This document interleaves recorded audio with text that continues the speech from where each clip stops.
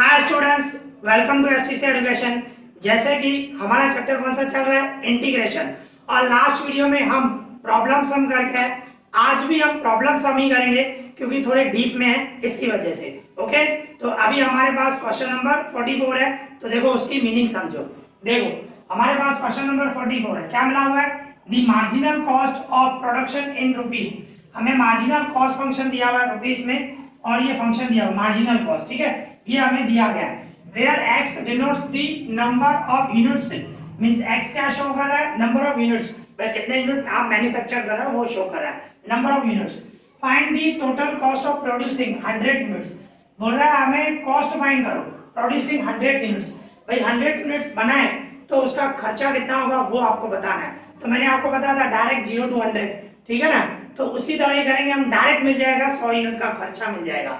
नहीं तो अगर जो आप ऐसा भी कर सकते हो, पहले टोटल कॉस्ट फंक्शन निकालो और उसमें फिर x की जगह पे वैल्यू पुट करो, x की जगह पे 100 रखोगे तो भी हमें मिल जाएगा। आपकी मर्जी हो आप किस तरह करना चाहते हो, ठीक है ना। हम डायरेक्ट करेंगे 0 to 100 लूंगा, डायरेक्ट हमें आंसर आ जाएगा 100 यूनिट का। इट इज गिवन दैट, और ये भी दिया हुआ है e−3 = 0.05 अप्रोक्सीमेट। आपको ये भी दिया हुआ है e−3 की वैल्यू है ना, वो 0.05 के इक्वल है, ठीक है। तो देखो हम किस तरह करेंगे। तो सबसे पहले मैंने आपको बताया है हमें टोटल कॉस्ट निकालेंगे, तो इंटीग्रेशन करेंगे जो मार्जिनल कॉस्ट है उसका, अगर जो मैं इंटीग्रेशन करूंगा तो हमें टोटल कॉस्ट, और हमें किसकी निकालनी है 100 यूनिट्स की, तो 0 to 100 लिखेंगे। 100 यूनिट की चाहिए ना हमें, तो मैंने आपको बताया था 0 to 100 लिखेंगे, ठीक है। तो डायरेक्ट आंसर आ जाएगा। तो इंटीग्रेशन ये 0 to 100। अभी क्या करूंगा, मार्जिनल कॉस्ट आपको फंक्शन दिया हुआ है 3 + x डिवाइड में 3000 एंड प्लस e−0.03x, ठीक है। इसका इंटीग्रेशन करना है हमें। तो देखो इसका इंटीग्रेशन कर रहे हैं, डायरेक्ट इंटीग्रेशन करेंगे। तो देखो किस तरह होगा, इंटीग्रेशन कर रहा हूं, 3 का क्या होगा 3x, बरोबर ना, जो कांस्टेंट टर्म होता है 1 का 1x, 2 का 2x, 3 का 3x, ओके। फिर प्लस ये डिवाइड में जो कांस्टेंट नंबर है वो सेम रहेगा 3000, उसको कुछ भी नहीं करना है, कांस्टेंट है वो कांस्टेंट ही रहेगा। यहाँ पे x की 1 पावर है, x की 1 पावर मतलब x⁻n वाली फॉर्मूला, n+1 डिवाइड में भी n+1, तो यहाँ पे 1 है, 1+1 मतलब 2 हुआ, तो 2 पावर में भी आएगा 2 डिवाइड में भी आएगा, ठीक है ना। तो मींस क्या हो जाएगा, x की 2 पावर 1+1, और जो 2 है वो 2 नीचे आ जाएगा 3000 के मल्टीप्लाई में। ध्यान रखना 3000 सेम रखेंगे, वो कांस्टेंट है। फिर प्लस e−0.03x है, तो e⁻x का e⁻x ही होता है, तो e जो भी है -0.03x। पर मैंने आपको बताया है x के साथ जो होता है वो डिवाइड में आता है, तो x के साथ ये जो है वो अब डिवाइड में आएगा -0.03, बराबर ना। जो x के साथ है, x के साथ है -0.03, वो डिवाइड में आएगा -0.03, ठीक है। और वो भी हम ब्रैकेट में रखेंगे, ठीक है ना। फिर क्या करूंगा, ये जो आपको दिया हुआ है 100 दिया हुआ है एंड 0 दिया हुआ है, ओके, इस तरह। अभी जहां जहां x है वहां पे मैं 100 रखूंगा, फिर 0 रखूंगा। तो सबसे पहले मैं 100 रखूं, तो देखो किस तरह होगा, 3x की जगह पे मैं 100 रख रहा हूं, ठीक है। फिर प्लस यहाँ पे भी 100 उसकी स्क्वायर, डिवाइड में इन दोनों का इनटू कर दूं, क्या होगा 6000, ठीक है ना। एंड प्लस e−0.03 x की जगह पे 100 रखा, एंड डिवाइड में -0.03 सेम रखा।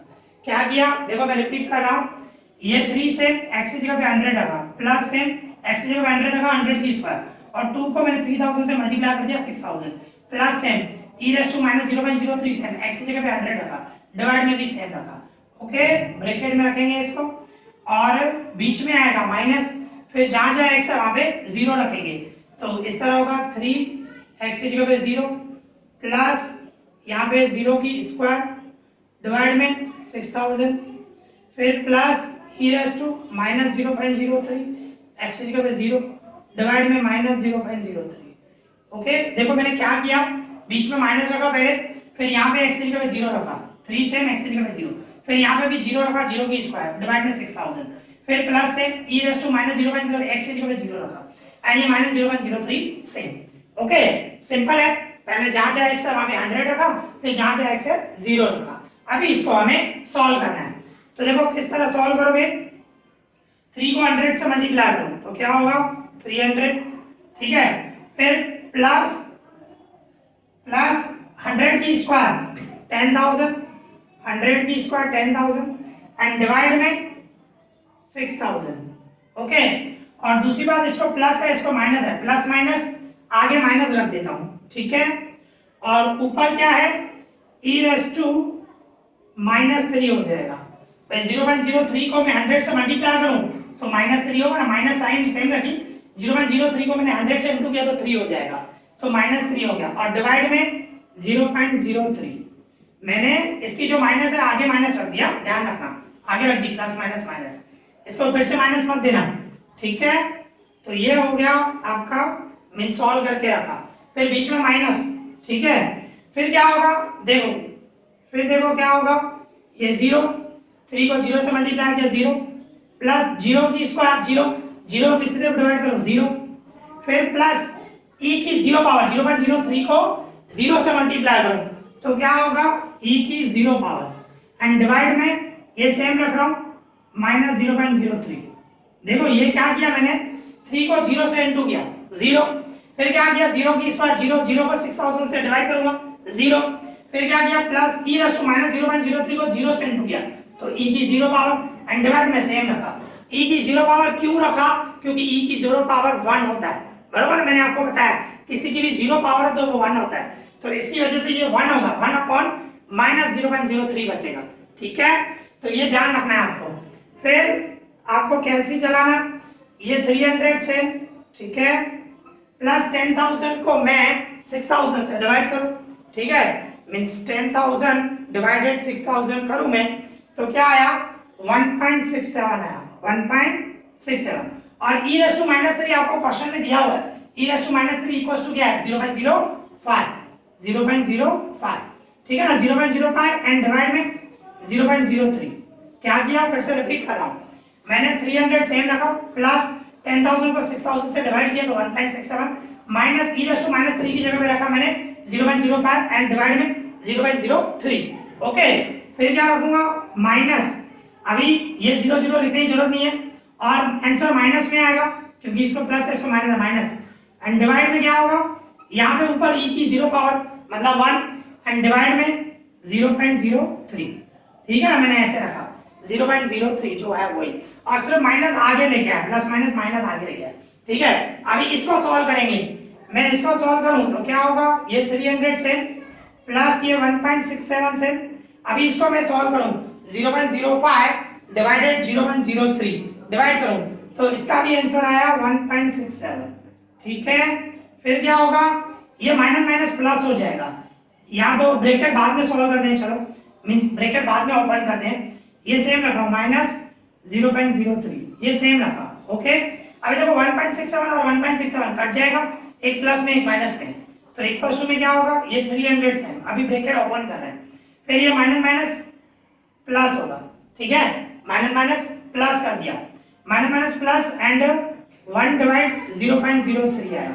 फिर क्या कर रहा हूं, इसके इक्वल्स में ये 300 सेम, ओके, प्लस 1 डिवाइड 300 करो तो सॉरी 1 डिवाइड 0.03, 1 डिवाइड 0.03 करो तो क्या आया 33.33, सो ऑन 3333 रिपीट होता जा रहा है। इन दोनों का मैं प्लस करूं, इन दोनों का प्लस करूं तो क्या हो जाएगा 333.33, सो ऑन। तो इस तरह आप रख सकते हो।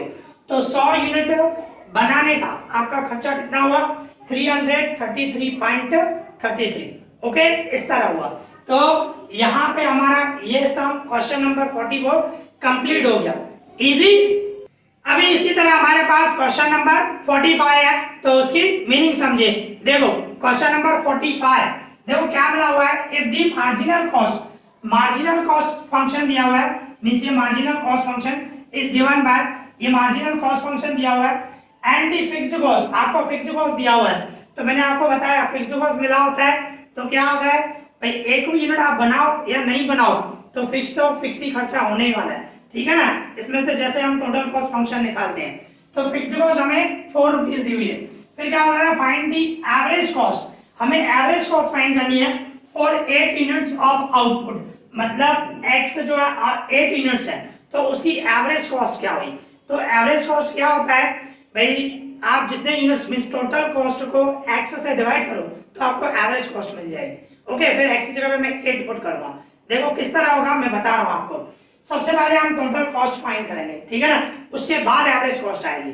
तो देखो किस तरह होगा, सबसे पहले आपको इस तरह करना है, total cost equals to integration of marginal cost. जो मार्जिनल कॉस्ट है उसका इंटीग्रेशन करूंगा तो मुझे टोटल कॉस्ट फंक्शन मिलेगा। तो इस तरह होगा, इंटीग्रेशन मार्जिनल कॉस्ट आपका क्या है, फंक्शन मींस 2x प्लस 9 और उसकी -1/2 पावर है, ठीक है, dx। ओके, तो मैं इसका इंटीग्रेशन करूं तो देखो ये 2 तो सेम रहने वाला कांस्टेंट है। फिर क्या होगा, x⁻n वाली फार्मूला, x⁻n वाली फार्मूला मींस 2x प्लस 9 उसकी पावर है -1/2 प्लस 1 करोगे, डिवाइड में भी वही आएगा -1/2 प्लस 1, ऐसे होगा। एंड मैंने आपको बताया x के साथ जो होगा वो भी डिवाइड में नीचे आएगा, ठीक है ना, वो भी डिवाइड में आएगा। और इसके बाद पीछे प्लस c रखते हैं, ठीक है ना, कांस्टेंट इंटीग्रेशन का आपको बताया। क्या किया, फिर से रिपीट कर रहा हूं, समझो। पहले ये 2 कांस्टेंट है, मैंने सेम रखा। फिर क्या किया, 2x प्लस 9 उसकी पावर -1/2, तो x⁻n वाली फॉर्मूला n प्लस 1 डिवाइड में भी n प्लस 1, तो मैंने क्या किया -1/2 प्लस 1 किया, डिवाइड में भी वही रखा -1/2 प्लस 1। पर x के साथ जो होता है मैंने आपको बताया वो डिवाइड में फिर से आता है, ठीक है ना, x के साथ जो होता है, एंड पीछे प्लस c।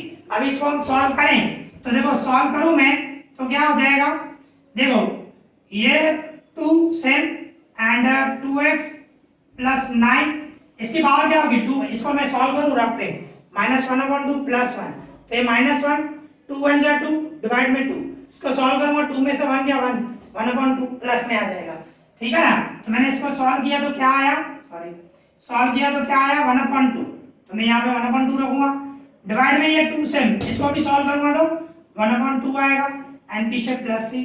ओके, इस तरह हुआ। अभी क्या करूंगा, देखो ये 2, अभी देखो ऊपर नीचे ये 2 कट जाएगा ना, क्योंकि 2 को 1/2 से मल्टीप्लाई करना 2 कट जाएगा, मींस डिवाइड में 1 बचेगा, तो डिवाइड में 1 लिखने की जरूरत नहीं है, मींस क्या बचा 2 एंड ब्रैकेट में 2x प्लस 9 और उसकी पावर 1/2 प्लस c, डिवाइड में 1 बचा, 1 लिखने की जरूरत नहीं है क्योंकि ये 2 कट गया, ठीक है ना। तो ये आपका टोटल कॉस्ट फंक्शन आया, ये पहला स्टेप हुआ। अभी इसको पहले मैं रफ करूं, इसके बाद मैंने आपको बताया फिक्स्ड कॉस्ट दी हुई है आपको, ठीक है ना, तो मैंने आपको बताया है दूसरे स्टेप में क्या करूंगा, x = 0।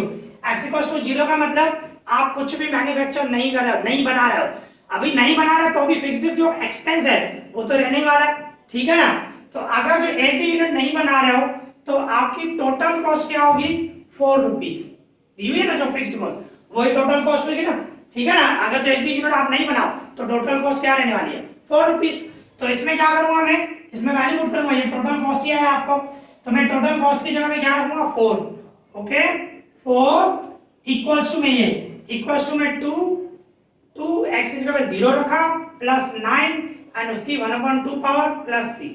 क्या किया, फिर से रिपीट कर रहा हूं, देखो ये टोटल कॉस्ट इक्वल्स टू ये फंक्शन है, तो टोटल कॉस्ट की जगह में मैंने 4 रखा, इक्वल्स टू में ये 2 सेम रखा, x की जगह 0 रखा बिकॉज़ x = 0, एक भी यूनिट हम नहीं बना रहे तो मैंने 0 रखा, प्लस 9 सेम और उसकी 1/2 power same and plus c same. Okay, फिर क्या करेंगे, ये 4 सेम इक्वल्स टू में 2, अभी 0 का इंटू करूंगा 0 हो जाएगा, 0 प्लस 9 मतलब 9 ही होने वाला, 0 प्लस 9 उसका मतलब 0 ही हुआ ना, 0 प्लस 9 मींस 9, क्या किया 2 को 0 से मल्टीप्लाई किया तो 0 हुआ, 0 प्लस 9 मतलब 9, ठीक है, और उसकी 1/2 power same and plus c same.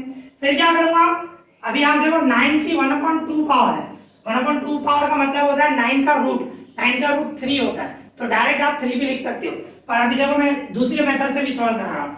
9 मतलब मैं ऐसे लिख सकता हूँ 3 की स्क्वायर, 3 3 या 9 होता है, तो मैंने वो रखा, और ये 1/2 से 2 कट जाएगा, रिमेनिंग क्या बचेगा 3 की 1 पावर, 3 की 1 पावर मतलब क्या हुआ 3 हुआ ना, ठीक है। तो मैं अभी सॉल्व कर रहा हूँ वही, ये 4 सेम 2 सेम 9 की 1/2 पावर मतलब 3, कैसे हुआ सॉल्व कराया, प्लस c सेम, फिर ये 4 इक्वल्स टू दोनों का मल्टीप्लाई 6 प्लस c सेम, फिर ये 4 प्लस 6 ऐसा आएगा -6 मींस c इक्वल्स टू क्या हुआ 4 में से 6 गया तो -2 हुआ, -2 साइन बढ़ेगी 6 बड़ा है, उसको माइनस की साइन है, तो c जो आया वो -2 आया, तो c की जगह पे यहाँ पे मैं -2 पुट करूंगा, ठीक है ना। तो आपका जो टोटल कॉस्ट फंक्शन हुआ, टोटल कॉस्ट इक्वल्स टू ये 2 ब्रैकेट में 2x प्लस 9 उसकी 1/2 पावर एंड -2, c की जगह प्लस ही है, उसकी जगह -2 रख दिया। ओके, तो ये आपका टोटल कॉस्ट फंक्शन आया। तो मैंने आपको बताया है कैसे करते हैं, मार्जिनल कॉस्ट दिया हुआ है तो उसमें से आपको पहले टोटल कॉस्ट फंक्शन निकालना है, फिर उसके बाद आपको फिक्स्ड कॉस्ट दी हुई है, उसमें आपको x इक्वल टू 0 लेना है, तो टोटल कॉस्ट जो फिक्स्ड कॉस्ट होगी वही टोटल कॉस्ट होगी, ठीक है। उसमें से आपको c की वैल्यू मिलेगी, कांस्टेंट c की वैल्यू मिलेगी, वो c की वैल्यू उसमें रख दोगे तो आपको टोटल कॉस्ट फंक्शन मिल जाएगा। ओके, तो ये तो टोटल कॉस्ट फंक्शन आया, पर हमें क्या फाइंड करना है, हमें एवरेज कॉस्ट फाइंड करना है, ठीक है ना। तो किस तरह होगा, average cost equals to total cost divided x, means जितने यूनिट बना रहे हो उससे डिवाइड कर दो तो आपको एवरेज कॉस्ट, एक यूनिट की कॉस्ट आ जाएगी ना। x क्या है, नंबर ऑफ यूनिट्स है, तो टोटल कॉस्ट मतलब सभी यूनिट्स का खर्चा, उसको आप यूनिट से डिवाइड करो तो क्या आएगा, एवरेज कॉस्ट आएगा ना, समझ रहे हो, मतलब एक यूनिट का खर्चा आएगा, तो टोटल कॉस्ट को मैं x से डिवाइड करूंगा। तो आपको इस तरह करना है, अभी टोटल कॉस्ट की जगह में मैं रखूंगा 2 ब्रैकेट में 2x प्लस 9 उसकी 1/2 पावर एंड -2 डिवाइड में x रखूंगा। ये आपका एवरेज कॉस्ट फंक्शन आया, पर हमें एवरेज कॉस्ट कितने 8 यूनिट्स के लिए बनाना है, तो जहां जहां x है वहां पे मैं 8 रखूंगा, उसको सॉल्व करूंगा, ठीक है ना। तो फॉर 8 यूनिट्स, भाई 8 यूनिट्स के लिए हमें एवरेज कॉस्ट निकालनी है। एवरेज कॉस्ट इक्वल्स टू ये 2 x की जगह पे 8 रखूं प्लस 9 और उसकी 1/2 पावर -2 डिवाइड में, पूरे के डिवाइड में 8, इस तरह होगा, ठीक है। अब इसको हम सॉल्व करें तो देखो ये 2 सेम ब्रैकेट में क्या होगा, 2 8 जा 16 प्लस 9 उसकी 1/2 पावर, ये -2 डिवाइड में 8 सेम, ठीक है। फिर इसके इक्वल्स में ये 2 सेम, अभी दोनों का प्लस 16 और 9 25 1/2 पावर -2 डिवाइड में 8 सेम, ठीक है। अभी इसको सॉल्व करूं मैं तो देखो ये 2 सेम होगा, अभी 25 की 1/2 पावर, मैंने आपको बताया 1/2 पावर मतलब रूट होता है, तो 25 का रूट क्या होता है 5 की स्क्वायर करूंगा ना, ठीक है ना। तो मैं डायरेक्ट सॉल्व कर रहा हूं, जैसे इस तरह सॉल्व किया था, यहाँ पे हमने 3 की 1/2 पावर, सॉरी 9 की 1/2 पावर, तो 3 आएगा, इसी तरह 25 की 1/2 पावर मतलब 5 आएगा, 5 से 25, तो मैं इसको सॉल्व कर दूं, यहाँ पे 5 आएगा, पीछे -2 एंड डिवाइड में 8 सेम, यहाँ पे -2 सेम, फिर क्या करूंगा, इन दोनों का इंटू करूं 10 -2 डिवाइड 8, अभी 10 में से 2 गया तो 8 डिवाइड में 8 को 8 से डिवाइड कर दो 1, ओके। तो इसका मतलब अगर जो आप 8 यूनिट बनाओगे तो उसका एवरेज कॉस्ट, एवरेज खर्चा 1 रुपया होगा, ओके। तो इस तरह ये सम कंप्लीट हो गया, इजी, क्लियर। अभी इसी तरह हमारे पास क्वेश्चन नंबर 46 है, तो देखो उसकी मीनिंग समझे। देखो क्या दिया हुआ 46 में, the marginal cost function of manufacturing X pair of shoes, means आप शूज बना रहे हो तो उसका मैन्युफैक्चरिंग का खर्चा बता रहा है और वो भी मार्जिनल कॉस्ट फंक्शन बता रहा है, तो ये मार्जिनल कॉस्ट फंक्शन दिया हुआ है। दी फिक्स्ड कॉस्ट, देखो यहाँ पे आपके बुक में टोटल कॉस्ट लिखा हुआ है, प्रिंटिंग मिस्टेक है, मैंने चेंज किया है, ठीक है।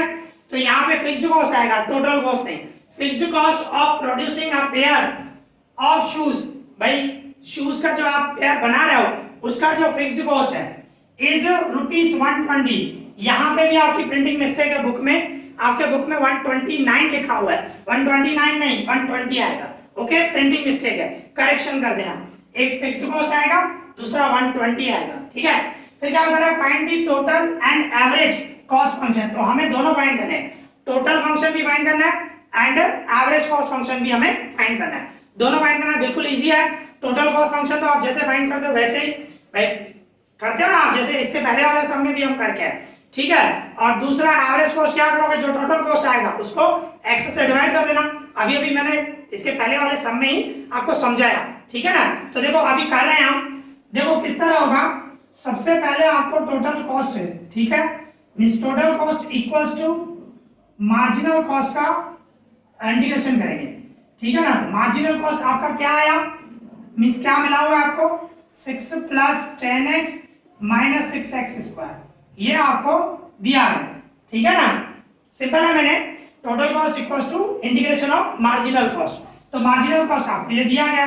अभी मैं इसका इंटीग्रेशन करूं तो क्या होगा, 6 का क्या होगा 6x, ठीक है ना, जैसे मैंने बताया कांस्टेंट 1 का 1x, 6 का 6x प्लस ये 10 से x, ये x की 1 पावर है तो x रेज़ टू n वाली फॉर्मूला n प्लस 1, यहाँ पे 1 है, 1 प्लस 1 मतलब 2 होगा, तो 2 होगा तो मैं क्या लिखूं, 2 ऊपर भी आएगा 2 नीचे भी आएगा, ठीक है ना, इंटीग्रेशन में।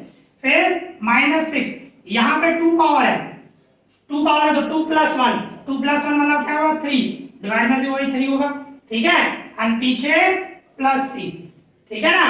देखो फिर से रिपीट कर रहा हूं, 6 का 6x, ये 10 कांस्टेंट है सेम रखा, x की 1 पावर 1 प्लस 1 मतलब 2, डिवाइड में भी 2, फिर माइनस ये 6m, x की 2 पावर है 2 प्लस 1 तो 3, डिवाइड में भी वही 3, पीछे प्लस c, ठीक है। अभी इसको सॉल्व कर रहे हैं, टेबल लग रहा है तो टेबल लगा दो, ये क्या होगा 6x, इसमें 2 का डबल लगाओ तो क्या होगा 5x स्क्वायर, और इसको 3 का डबल लग रहा है means 2x cube and plus c से, ठीक है। तो ये आपका टोटल कॉस्ट फंक्शन आया, पर c की वैल्यू हमें फाइंड करनी है अभी, ओके। तो ये पहला स्टेप हुआ। दूसरा स्टेप क्या बोलोगे, x equals to 0, x equals to 0 मतलब आप एक भी शूज नहीं बना रहे हो, पेयर ऑफ शूज है, x आपको नंबर ऑफ शूज बता रहा है, ठीक है, पेयर ऑफ शूज। तो x जो है एक को भी आप समझो पेयर नहीं बना रहा है, शूज नहीं बना रहा है, जो फिक्स्ड खर्चा है वो तो फिक्स ही रहने वाला है, ठीक है ना, बनाओ या नहीं बनाओ। तो उस टाइम पे आपकी टोटल कॉस्ट जो है वो 120 है, ठीक है, यहाँ पे 120 फिक्स्ड कॉस्ट। तो इस तरह मैं क्या करूंगा, यहाँ पे टोटल कॉस्ट की जगह पे क्या रखूंगा 120, फिर इक्वल्स टू में यहाँ पे 120 रखा, इक्वल्स टू में जहां जहां x है वहां पे क्या रखूंगा 0 रखूंगा, ठीक है ना।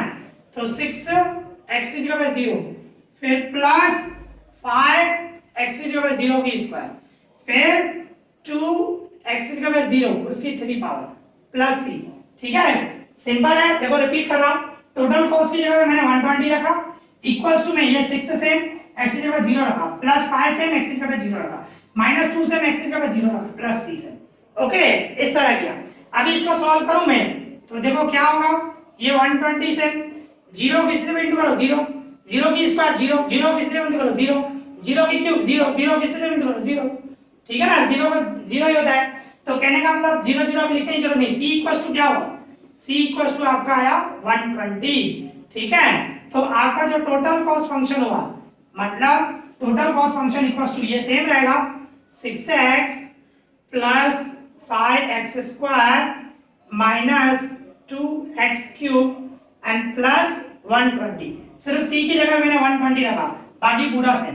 तो ये आपका टोटल कॉस्ट फंक्शन आ गया। आपको ये फाइंड करना था ना, एक तो टोटल कॉस्ट और दूसरा अभी एवरेज कॉस्ट फंक्शन निकालना है। तो ये टोटल कॉस्ट फंक्शन तो आ गया, अभी एवरेज कॉस्ट। तो देखो मैंने आपको बताया एवरेज कॉस्ट मींस क्या करोगे, टोटल कॉस्ट जो आई उसको x से डिवाइड करो, क्योंकि कुल खर्चा और x मतलब नंबर ऑफ यूनिट्स, जितने आप बना रहे हो शूज जो भी बोलो, नंबर ऑफ यूनिट्स बना रहे हो, तो टोटल खर्चे को नंबर ऑफ यूनिट्स से डिवाइड करोगे तो एक यूनिट का खर्चा आ जाएगा, तो x से डिवाइड करना है, ठीक है ना। तो इस तरह है। तो अभी आप देखो टोटल कॉस्ट आपका है 6x plus 5x square plus sorry minus है 6x plus 5x square minus 2x cube plus 120 and divide में x आया, ठीक है। अभी सबको आप x से डिवाइड कर सकते हो, तो सबको देखो मैं किस तरह करूंगा, ऐसे लिख सकता हूं, ऊपर लिख रहा हूं मैं, इसको मैं ऐसे लिख सकता हूं, देखना 6x डिवाइड x, फिर plus 5x square divide x, फिर माइनस 2x क्यूब डिवाइड में x, फिर प्लस 120 डिवाइड में x। सबको मैंने x से डिवाइड किया, सबको आप x से डिवाइड कर सकते हो, किसी एक नंबर को नहीं कर सकते, सबको कर सकते हो। तो मैंने वही किया 6x divide x, 5x square divide x, minus 2x cube divide x, plus 120 divide x। अभी x से डिवाइड करोगे तो x x कट जाएगा, रिमेनिंग क्या बचा 6, इसमें 5 से x स्क्वायर में x कट गया, रिमेनिंग x बचा ऊपर, माइनस 2, x की 3 पावर में से x की 1 पावर गया तो x की 2 पावर ऊपर बचा, और इसमें तो x है नहीं तो ये सेम रखूंगा 120 डिवाइडेड x। तो ये आपका एवरेज कॉस्ट फंक्शन आ गया। तो मींस हमें दोनों ही मिल गए, टोटल कॉस्ट फंक्शन भी मिल गया एंड एवरेज कॉस्ट फंक्शन भी मिल गया। तो यहाँ पे ये हमारा सम कंप्लीट हो गया। तो आज हमने 3 सम किए, आई होप आप लोगों को अच्छी तरह समझ में आए होंगे। अगर आपको कोई भी डाउट हो तो मुझे कमेंट करना, मैं उसका रिप्लाई करूंगा। इस वीडियो में इतना ही। Thank you for watching this.